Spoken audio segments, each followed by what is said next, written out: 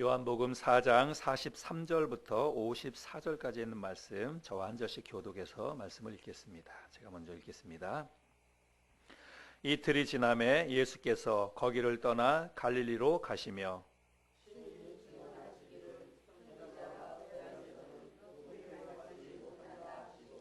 갈릴리에 이르심에 갈릴리인들이 그를 영접하니 이는 자기들도 명절에 갔다가 예수께서 명절 중 예루살렘에서 하신 모든 일을 보았음이더라.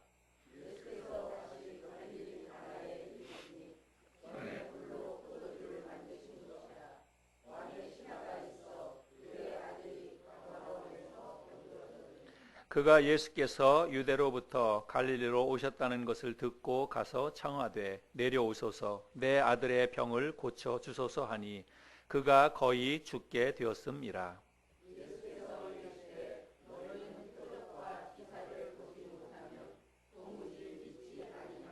신하가 이르되 주여 내 아이가 죽기 전에 내려오소서.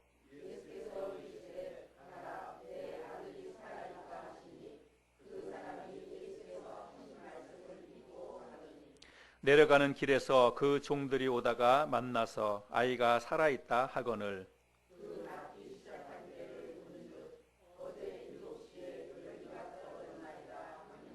그의 아버지가 예수께서 네 아들이 살아있다 말씀하신 그때인 줄 알고 자기와 그 온 집안이 다 믿으니라.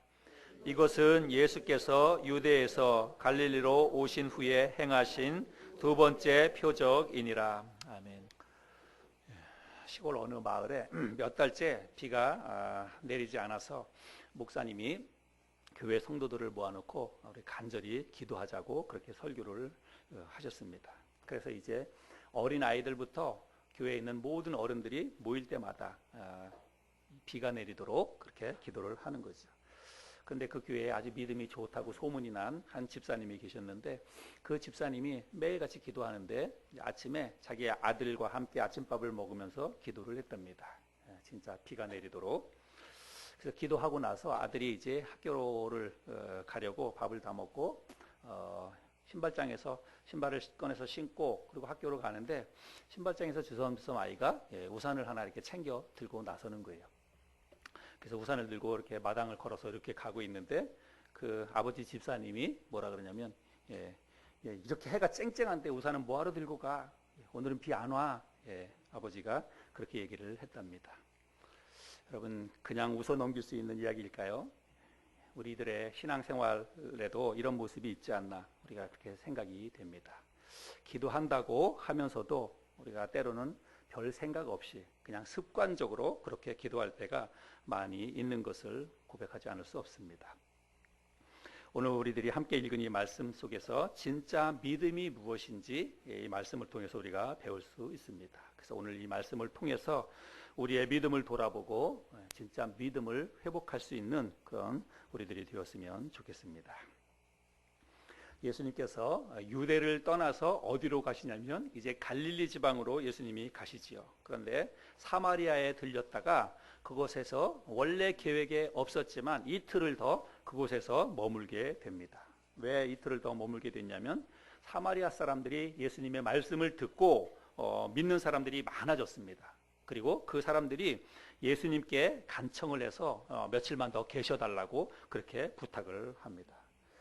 그래서 예수님이 거기서 이틀을 더 머물게 되는데 이틀 예수님이 더 머무는 그 시간이 사마리아 사람들에게는 정말로 큰 은혜와 축복의 시간이 되었다라고 하는 것들을 알 수 있습니다. 우리가 지난주 살펴본 말씀 끝부분에 보면 사마리아 사람들이 예수님의 말씀을 듣고 어떤 고백을 하냐면 그가 참으로 세상의 구주신 줄을 알미라. 사마리아 사람들이 예수 그리스도가 그냥 단지 어떤 조금 나은 그런 유대인이 아니라 랍비가 아니라 세상의 구주로 예수님을 믿게 되었다는 것입니다. 그것이 사마리아 사람들에게는 정말로 엄청나게 큰 축복이지요.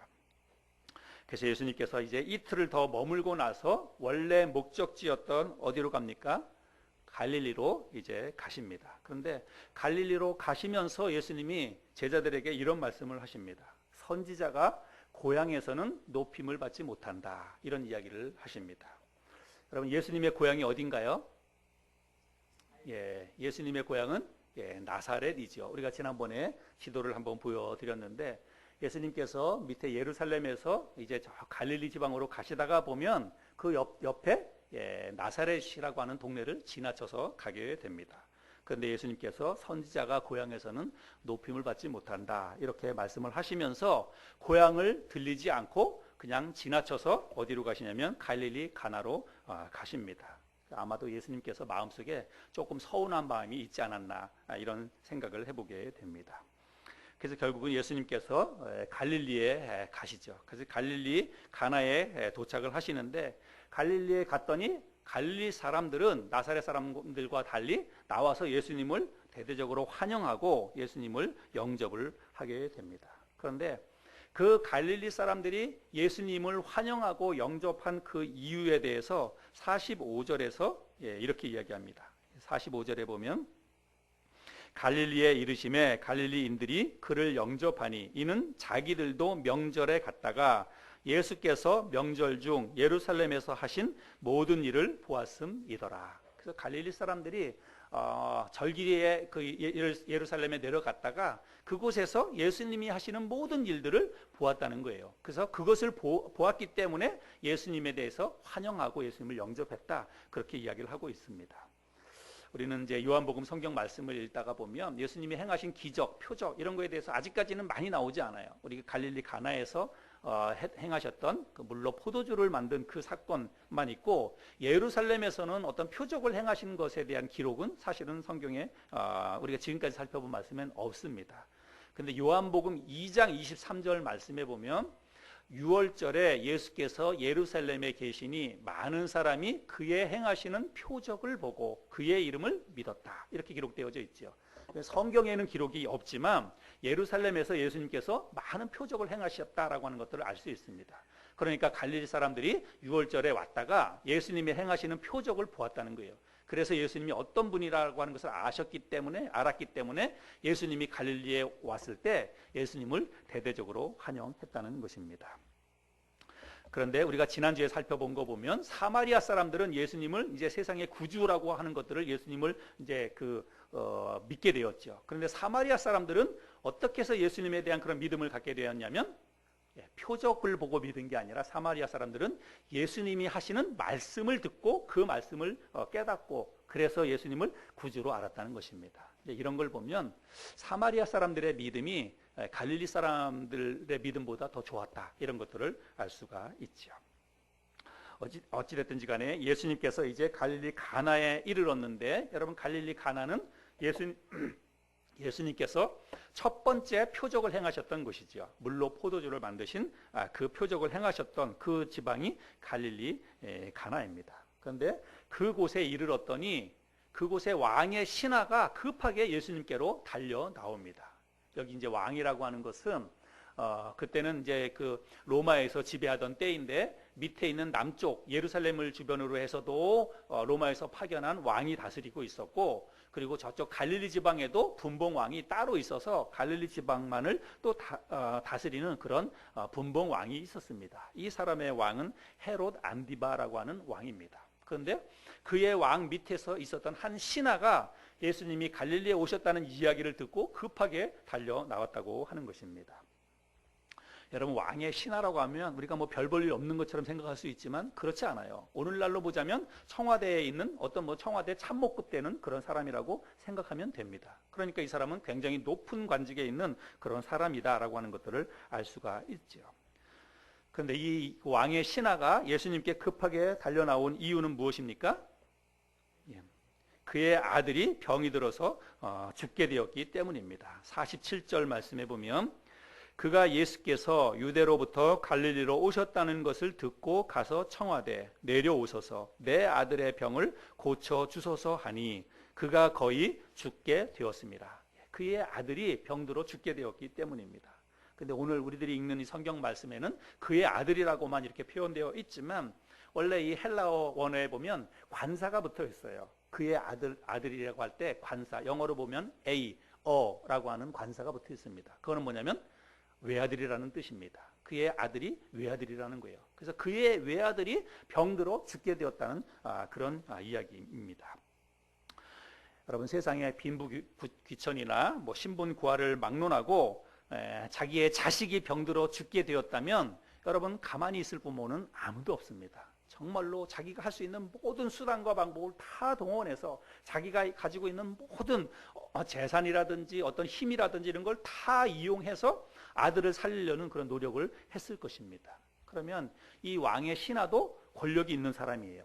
그리고 재력도 있는 사람입니다. 그러면 그가 가지고 있는 권력과 아니면 무슨 재력과 이런 거를 가지고 자기의 아들을 살리려고 여러분 얼마나 많은 노력을 했겠습니까?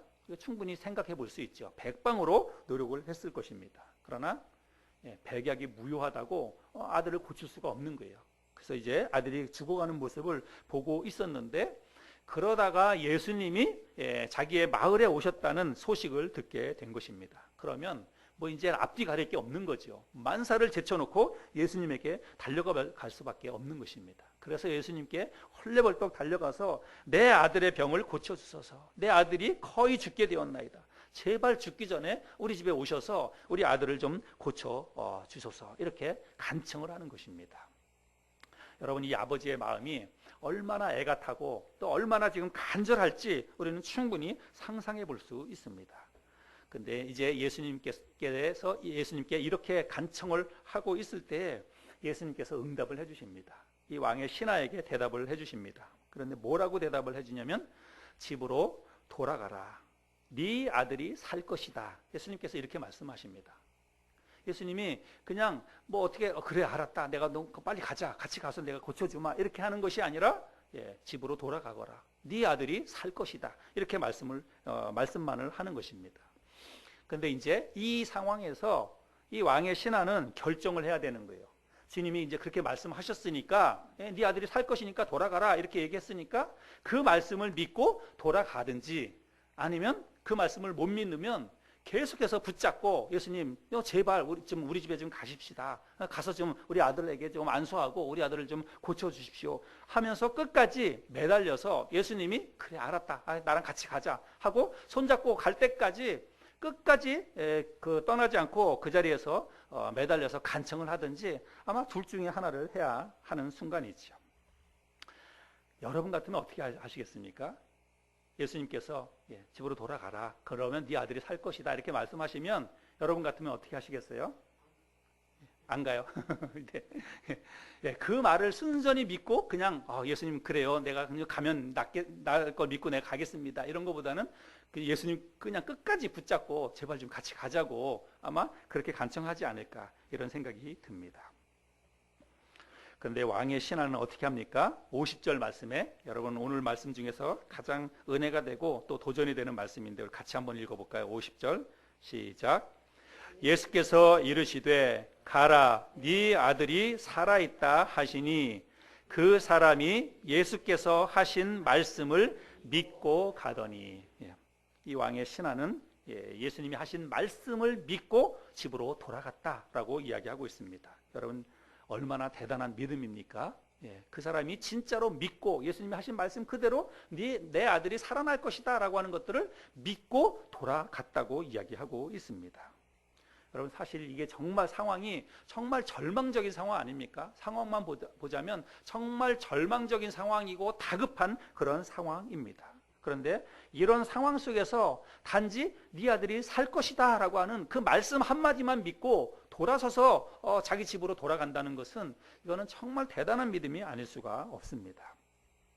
그런데 이 왕의 신하는 예수님의 말씀만 믿고 돌아서서 갔습니다. 그리고 가는 도중에 얼마 가지 않아서 진짜로 예수님이 말씀하신 것처럼 자기 아들이 다시 살아났다라고 하는 그 이야기를 듣게 됩니다. 사실을 확인하게 됩니다. 51절에 보면 내려가는 길에서 그 종들이 오다가 만나서 아이가 살아있다 하거늘. 그렇죠?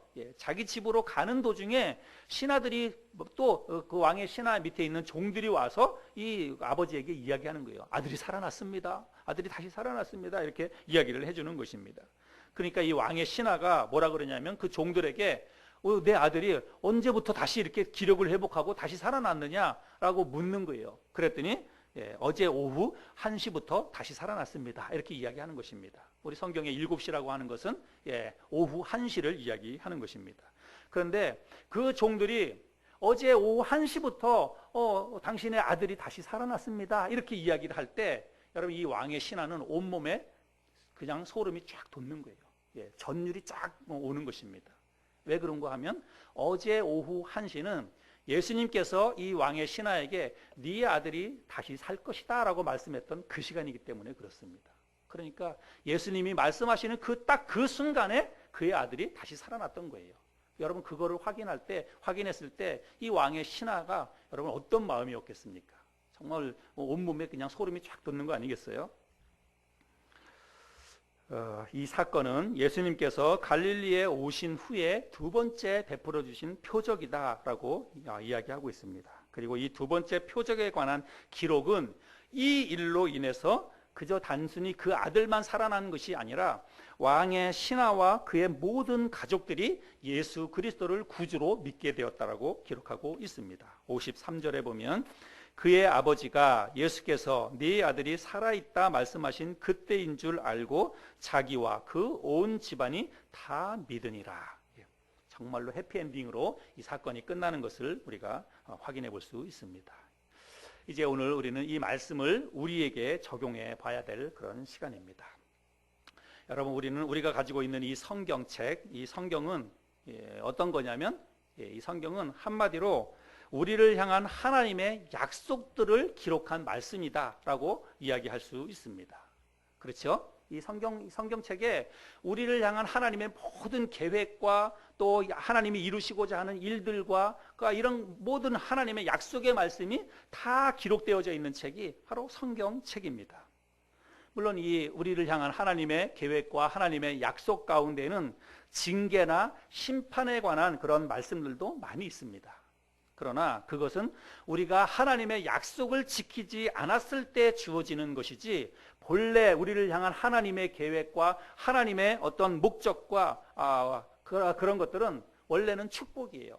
이 땅에 있는 모든 당신의 사랑하는 자녀들에게 하시는 하나님의 사랑의 메시지, 축복의 말씀이 기록되어져 있는 것이 바로 성경책이라고 하는 것입니다. 여러분, 몇 군데만 한번 확인해 볼 텐데, 먼저 민수기 6장에 보면 한번 자막을 보시고 볼까요? 민수기 6장 24절부터 보면 여호와는 내게 복을 주시고 너를 지키시기를 원하며 여호와는 그의 얼굴을 내게 비추사 은혜 베푸시기를 원하며 여호와는 그 얼굴을 내게로 향하여 드사 평강 주시기를 원하노라 할지니라 하라. 우리를 향한 하나님의 계획과 하나님의 목적은 우리에게 평강을 주기를 원한다는 것입니다. 우리에게 복을 주시기를 원하는 게 하나님의 원래 목적이에요. 여러분, 부모가 자식에게 축복하고 자식이 잘 되기를 바라는 마음처럼 우리 아버지 하나님도 이 땅에 있는 모든 당신의 백성들을 축복하기를 원하고 복 주시기를 원한다는 그런 뜻입니다. 또 히브리서 6장 14절에도 보면 이르시되 내가 반드시 너에게 복 주고 복 주며 너를 번성하게 하고 번성하게 하리라 하셨더니, 은혜가 되고 복이 되는 말씀이죠. 또 히브리서 13장 5절에 보면 그가 친히 말씀하시기를 내가 결코 너희를 버리지 아니하고 너희를 떠나지 아니하리라 하셨느니라. 그래서 이 땅에 있는 모든 하나님의 사람들을 향한 하나님의 목적과 하나님의 계획은 축복입니다. 우리를 사랑하시고 우리를 돌보시고 우리를 지켜주시겠다고 하는 하나님의 약속의 말씀들이 성경 속에 다 기록되어져 있습니다. 그래서 우리는 이 성경 말씀을 읽고 묵상하면서 우리가 이 땅을 살아갈 때 어떻게 살아가야 되냐면, 하나님의 약속의 말씀을 믿고 우리가 하나님께서 나를 복 주시겠다, 우리를 축복해 주신다는 하나님의 약속을 믿고 한 걸음 한 걸음 살아가는 게 그게 우리의 인생인 것입니다. 그래서 하나님의 약속의 말씀을 믿고 인생 살아가는 그것이 우리의 신앙의 여정이 되어야 한다는 것입니다. 그리고 실제적으로 우리가 그 하나님의 약속의 말씀을 믿고 진짜로 내 마음속에 하나님께서 우리를 복 주시겠다고 하는 그런 하나님의 약속의 말씀을 믿고 우리가 한 걸음 한 걸음 살아가게 될 때에 하나님의 역사가 진짜로 우리의 삶 가운데 나타나게 된다고 저는 믿습니다. 근데 여러분, 문제는 뭐냐면 왕의 신하가 네 아들이 살 것이다 라고 하는 그 주님의 말씀을 들었을 때에 여러분, 그 말씀을 믿고 그냥 그 말씀만 믿고 돌아서서 자기 집으로 돌아가는 것은 결코 쉬운 게 아닙니다. 우리들 같으면 그냥 떼쓰는 거예요. 제발 좀 같이 가달라고. 뭔가 확실하게 그냥 어떤 표적이 나타날 때까지, 뭔가 그냥 내 손에 주어지는 게 있을 때까지 우리는 그 사실을 믿음으로 받아들이지 못합니다. 늘 불안하고 함께 할 때까지, 뭔가 어떤 작은 구름이라도 보여줄 때까지 우리가 기다리지 못해요. 그래서 그냥 믿고 돌아가지 못한다는 것입니다. 하지만 왕의 신하가 진짜로 예수님의 말씀을 믿고 집으로 돌아갔던 것처럼 우리도 하나님의 약속의 말씀을 믿고 우리를 돌보시고 우리와 함께 하시겠다고 하는 이 하나님의 약속의 말씀을 믿고 한 걸음 한 걸음 두려움 없이 불안해하지 않고 그렇게 하루하루를 살아갈 수 있는 저와 여러분들이 되었으면 좋겠습니다. 특별히 어떤 상황 가운데서 그러냐면 절망적인 상황 속에서, 나의 삶 가운데 정말 힘들고 어려운 상황이 왔을 때에, 그럴 때 마치 이 왕의 신하가 자기 아들이 죽어가고 있는 그런 절망적인 순간에서 지금 이런 일들이 일어나는 것처럼 우리의 삶 가운데에서도 정말 절망적인 상황이 우리에게 다가왔을 때, 그것이 경제적인 것이든지 건강의 문제든지 정말 힘들고 어려운 일이 왔을 때에 우리가 뭘 생각해야 되냐면, 오늘 이 사건을 좀 봤으면 좋겠습니다. 하나님이 나와 함께 하신다는, 하나님이 나를 돌보시고 지켜주시고 그 절망적인 상황 속에서 나를 다시 일으켜 주실 것이라고 하는 그 하나님의 약속의 말씀을 다시 한번 마음속에 떠올리고 믿음으로 두려움을 떨쳐버리고 가는 거예요. 그냥 그 길을 내가 생각했던 대로 그 걸음을 한 걸음 한 걸음 가는 것입니다. 그것이 우리의 믿음이고 신앙의 여정이 되었으면 좋겠습니다. 한 여행자가 그랜드 캐년을 여행하다가 높은 절벽에서 그만 발을 헛디뎌서 밑으로 떨어지게 되었답니다. 실제로 그랜드 캐년에서 떨어져서 죽은 우리나라 그 청년도 있는데, 그래서 밑으로 떨어지게 되었대요. 근데 떨어져서 한참 굴러가다가 그만 다행스럽게도 나뭇가지에 몸이 걸렸답니다. 그래서 나뭇가지를 붙잡고서 사력을 다해서 안간힘을 쓰고 있으면서 누구 없으니까 제발 좀 도와주십시오 하고 크게 소리를 지르는 거예요. 제발 좀 도와달라고, 살려달라고. 근데 그때 주님의 음성이 들렸답니다. 사랑하는 아들아, 걱정 말아라. 내가 살려줄게. 주님이십니까? 진짜 주님의 음성이 맞습니까? 그랬더니 그래, 나다. 걱정 말아라. 내가 너를 살려줄게. 근데 그러니까 이 사람이 제발 좀 살려달라고, 나 다 죽게 생겼으니까 제발 살려달라고. 그러니까 주님께서 그래, 내가 너를 살려주마. 그런데 내가 너한테 한 가지 물어볼 게 있다. 너는 진짜 내가 너를 살려줄 것이라고, 너는 진짜 나를 믿니? 그랬더니 그럼요 주님, 내가 주님을 믿고 말고요. 그랬더니 주님께서 그렇다면 네가 붙잡고 있는 그 나뭇가지에서 손을 놓아라. 내 말을 믿고 손을 놓아라. 그러면 내가 밑에서 너를 받아줄게. 주님이 그렇게 말씀을 하셨답니다. 그럼 이 사람이 손을 놓았을까요? 어땠을까요? 여러분 같으면 주님의 말씀을 듣고 믿고 손을 놓고 밑으로 떨어질 수 있겠습니까? 창세기 12장에 보면 하나님께서 아브라함에게 말씀하시는 내용이 나오죠. 창세기 12장 1절 2절 말씀에 보면 여호와께서 아브라함에게 이르시되 너는 너의 고향과 친척과 아버지의 집을 떠나 내가 네게 보여줄 땅으로 가라. 내가 너로 큰 민족을 이루고 네게 복을 주어 네 이름을 창대하게 하리니 너는 복이 될지라. 여러분, 아브라함이 하나님의 말씀을 들었어요. 아마도 이 사건 전에는 아브라함이 하나님의 음성을 직접 들었다는 기록이 없습니다. 처음 하나님의 음성을 처음 듣는 거예요. 근데 처음 하나님께서 아브라함에게 음성으로 나타나서 말씀하시는데 뭐라고 말씀하시냐면 너의 고향 친척집을 떠나서 내가 지시할 땅으로 가라. 그렇게 말씀을 하시는 것입니다.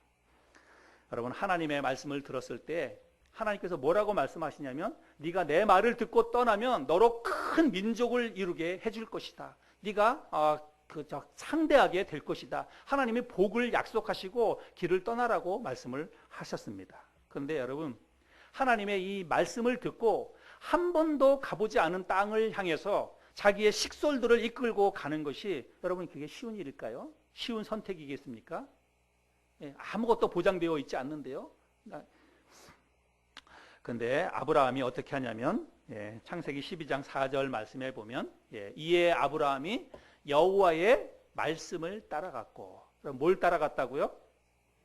여호와의 말씀을 따라갔고, 그 어떤 것도 보여지지 않습니다. 그 어떤 축복도 이미 그에게 손에 잡히는 그런 축복도 있지 않습니다. 그저 말씀만 들었던 거예요. 그러나 아브라함은 하나님의 그 말씀을 따라갔다라고 기록하고 있습니다. 여러분, 진짜 믿음이라고 하는 것은 바로 이런 것입니다. 하나님의 약속의 말씀, 이 성경 말씀을 우리가 믿고 살아가는 거예요. 그게 진짜 믿음이라고 하는 것입니다. 내 눈에 아무것도 보이지 않아도, 지금 실제적으로 어떤 표적이 나타나지 않아도 우리는 그냥 말씀을 믿고 가는 것입니다. 하나님이 약속해 주신 성경 말씀을 믿고 그냥 내 인생을 가는 거예요. 그것이 진짜 믿음이고 우리의 신앙의 여정이 되어야 한다는 것입니다. 하나님께서 노아에게 방주를 지으라고 말씀하셨지요. 그런데 여러분, 하나님께서 노아에게 방주를 만들라고 이야기할 때 여러분, 노아는 비라는 것을 알지 못했습니다. 한 번도 세상에 비가 내린 적이 없어요. 그래서 비를 본 적이 없습니다. 근데 우리가 아는 것처럼 이 땅에 40일 동안 밤낮으로 비가 쏟아졌습니다. 근데 하나님이 방주를 지으라고 이야기할 당시에는 노아는 한 번도 비를 경험해 본 그런 적이 없습니다. 그러나 노아는 하나님의 말씀을 믿고 방주를 만들었습니다. 근데 여러분, 우리는 성경 속에서 이 사건을 이렇게 읽어서 이것이 뭐 있을 법하다 이렇게 생각하실지 모릅니다. 그러나 여러분, 노아가 방주를 만드는 그 사건을 한번 여러분 상상해 보시기 바랍니다. 그 당시에 여러분, 뭐 대패가 있겠습니까? 톱이 있겠습니까? 그 어떤 도구가 있겠습니까? 그냥 맨손으로 그런 일들을 해야 하는 것입니다.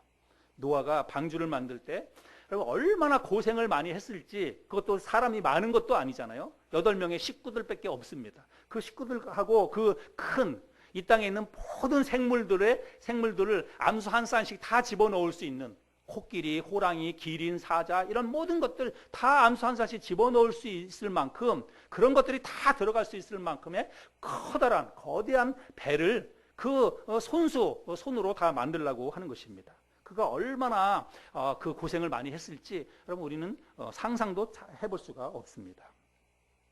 노아가 방주를 만드는데 여러분, 몇 년이 걸렸나요? 많은 사람들이 120년 걸렸다 뭐 이렇게 이야기도 하고 또 그렇게 알고도 있고, 그런데 그것은 사실은 뭐 성경에서는 정확히 알 수 없습니다. 그냥 120년이라고 하는 것은 창세기 6장 3절에 보면 그들의 날이 120년이 되리라 라고 하는 말씀이 있습니다. 근데 그거는 방주를 짓는데 걸리는 그런 시간을 이야기하는 그 말이 아니에요. 그거는 노아 홍수 이후에 사람들의 수명이 단축될 것이다 라고 하는 것들을 이야기하는 것이죠.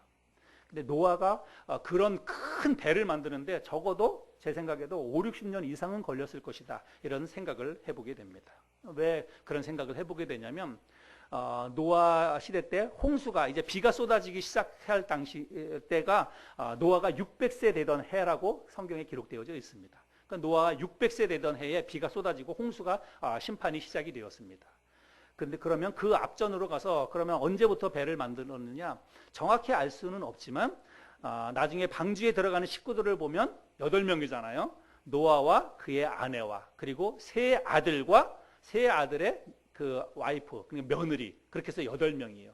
그러면 노아의 세 아들이 태어난 때부터 시작해서 그들이 이제 했을 때니까 아마 뭐 오늘날보다는 훨씬 빨리 했을 거라는 생각이 들어요. 그러면 적어도 노아의 아들 셈, 함, 야벳 세 아들이 한 20살에 결혼했다고 쳐보면, 그러면 그 노아가 셈, 함, 야벳을 낳을 때 나이가 500세라고 그렇게 이야기합니다. 그러니까 500세부터 해서 한 20년 지났다고, 아들이 결혼할 때를 보면 520년부터 해가지고 600년 사이니까 그러면 한 뭐 80년이 되는 거잖아요. 그러면 뭐 적어도 80년은 안 된다 할지라도 한 60년, 70년 동안 그 방주를 지었다, 이렇게 생각해 볼 수 있습니다. 뭐 그거는 아주 꼭 중요한 거는 아니지만 어찌됐든지 간에 그 거대한 배를 만들려고 비가 쏟아지고 이 땅에 홍수로 심판할 테니까 그 전에 너희 가족을 위해서 방주를 만들려고 하나님이 말씀하셨을 때에 여러분, 그 말을 듣고 진짜로 하나님의 심판이 임할 것이다. 다 죽게 될 것이다. 라고 하는 하나님의 이 말씀을 믿고 방주를 짓는다는 것은 여러분 정말 쉬운 일이 아닙니다. 어떻게 보면 정말 무모한 그런 짓이라고 생각할 수 있습니다. 우리들의 상식과 우리들의 생각으로 보면 그렇다는 거예요. 그런데 노아는 방주를 짓습니다. 창세기 6장 22절 말씀해 보면 우리 같이 읽어볼까요? 시작. 노아가 그와 같이 하여 하나님이 자기에게 명하신 대로 다 준행하였더라. 노아는 하나님이 하신 말씀을 듣고 그 말씀 그대로 말씀을 믿었어요. 그래서 말씀 그대로 방주를 만들었다고 하는 것입니다. 여러분에게 있는 힘들고 어려운 일이 무엇인지 모르겠습니다. 여러분, 우리는 앞으로 지금까지도 살아오면서 아마 여러분의 인생 속에서 정말 힘들고 어려운 고비, 절망적인 순간들을 많이 지나왔을 것입니다. 앞으로도 저도 그렇고 여러분도 그렇고 살아나가는 동안에 정말 우리가 예상하지 못한 힘들고 어려운 일들을 우리가 또 경험하게 될 것입니다. 그것이 경제적인 것이든지 아니면 뭐 건강의 문제든지 자식들의 문제든지 우리가 정말 힘들고 어려운 그런 순간들을 우리가 많이 만나게 될 거예요. 그런데 여러분, 우리가 그럴 때마다 오늘 우리가 함께 나누는 이 말씀을 잊지 않고 우리가 좀 마음속에 기억하고 그렇게 살았으면 좋겠습니다. 아무리 힘들고 어려운 상황 속에서도 우리가 진짜 하나님이 나와 함께 하신다는 그 약속의 말씀, 하나님이 나를 돌봐주실 것이다, 하나님이 나를 지켜주실 것이다, 결코 너를 버리지 아니하고 결코 너를 떠나지 아니하리라고 하신 이 하나님의 약속의 말씀을 믿고 절망적인 순간 속에서도 포기하지 않고 또 세상 사람들처럼 불안해하고 초조하고 근심하고 그렇게 하지 않고 하나님의 약속의 말씀을 믿고 묵묵하게 꿋꿋하게 내 인생을 그대로 살아갈 수 있는 저와 여러분들이 되었으면 좋겠습니다. 예수께서 이르시되 가라, 네 아들이 살아있다 하시니 그 사람이 예수께서 하신 말씀을 믿고 가더니, 우리의 신앙생활은 하나님의 약속의 말씀을 믿고 가는 것입니다. 그게 진짜 믿음 있는 사람들의 삶이라고 하는 것입니다. 미국의 제16대 대통령이었던 아브라함 링컨은 그의 취임사에서 이렇게 연설을 했다죠. 우리가 당하고 있는 여러 가지 난관을 극복해 나가려면 지혜도 필요하고 애국심도 필요하고 기독교 정신이 절대 필요합니다. 그러나 무엇보다도 이 나라를 끝까지 버리지 않고 지켜주실 하나님을 굳게 믿는 믿음이 우리에게 필요합니다. 오늘 우리는 이 말씀을 통해서 한 왕의 신화를 통해서 진짜 믿음이 무엇인지를 함께 말씀을 나눴습니다. 여러분, 진짜 믿음은 하나님이 어떠한 상황 속에서든지 아무리 힘들고 어려운 절망적인 상황 속에 있다 할지라도 하나님이 끝까지 나와 함께 하신다는, 나를 돌봐주실 것이다, 나를 지켜주실 것이라고 하는 그 약속의 말씀을 믿고 가는 것이 진짜 믿음입니다. 우리가 그런 진짜 믿음을 가지고 우리에게 처해져 있는, 우리에게 다가올 그 어떤 환경과 상황 속에서도 흔들리지 말고 믿음을 굳게 지키면서 우리가 하나님과 동행하며 살아가는 저와 여러분들이 될 수 있기를 바랍니다. 우리 마지막으로 이사야 41장 10절 말씀을 같이 읽고 오늘 말씀을 맺도록 하겠습니다. 같이 한번 읽어보겠습니다. 시작. 두려워하지 말라. 내가 너와 함께 함이라. 놀라지 말라. 나는 네 하나님이 됨이라. 내가 너를 굳세게 하리라. 참으로 너를 도와주리라. 참으로 나의 의로운 오른손으로 너를 붙들리라. 이 말씀 마음속에 잘 새기고 우리가 믿음으로 살아가는 저와 여러분이 될 수 있기를 바랍니다.